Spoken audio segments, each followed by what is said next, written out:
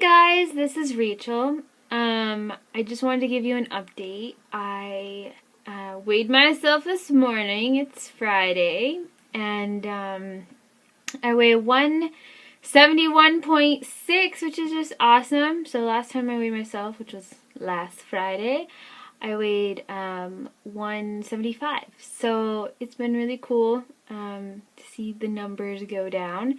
But I've been rereading Made to Crave, which I love that book. If you're serious about making Jesus Lord of your health, you gotta read this book. It's just phenomenal. I feel like I am the same person as the person writing it. I'm like, I think that too. I would have said that, or I would have thought that. So it's really cool. I love this book. She's a very comical writer as well. So very enjoyable. But one of the chapters, in chapter 8, talks about this woman who really made a switch in her mind to not make the number on the scale be, I guess, a reflection of what she's done that week. Rather, she based how she was doing that week on her obedience to God. And there were some really great questions that were asked. And so while I did have a great week on the scale, I did have a great week spiritually too. I was very humbled this week. God has exposed my pride, which is really big. Which is like totally more in there than I thought it, more in my heart than I thought it was. But amen, God puts people in our life to expose things. So I'm grateful for that because I don't want to be prideful. I don't want to hurt God with my pride. And speaking of pride, I'm really, I guess, working on not becoming prideful in the way I look. I think for the first time ever, I've been content with who I am and my body, content with my hair, content with my eyes, content with my height, content with my body shape. I think a lot in my life, or a lot of times in my life, I've wanted to be taller, be thinner, have blonde hair, have dark eyes, be tanner, not have freckles. For a long time I hated my freckles. I was like, they made me look so young. I'm going to be 26 in March, and I tell people I'm a teacher, and they're like, you're a teacher? You look like you can be 17. I'm like, I teach high school. I teach 17-year-olds. So, yeah, it's, So anyway, back to pride. I guess I'm trying to figure out the balance between being content and loving the gift of the body that God gave me, and loving who I am, and really being grateful for it, but not being too loving or too grateful for it, if you catch my drift.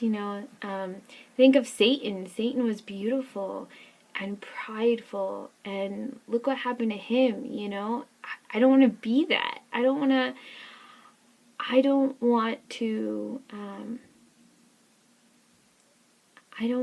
guess I don't want to forget where I came from. I don't want to let that outward appearance be an indication of how I'm doing inside, if that makes any sense. I guess it's new. It's new. It's new to be content with who I am. Like, that is new for me. So if any of you have ever struggled with that, please give me some advice. It's new for me. I guess if you want to Facebook message me, call me, talk to me at church, that's cool. Just the balance between loving yourself and not loving yourself too much, So yeah, insanity is going well. It's really, really, really, really hard. I had to pray this morning that God would put joy in my heart to work out, because I didn't want to work out. It's been a struggle in the last couple of days, to be honest with you. I feel like I've worked out, but my heart really wasn't there. And yesterday when I was working out, I had to stop and I say, Rachel, what are you fighting for? You know?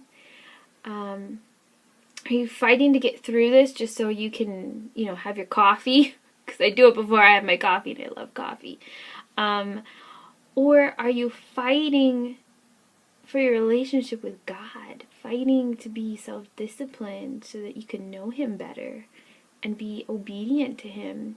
And then today I realized that, one of our goals as Christians is to hear God say, well done, my good and faithful servant.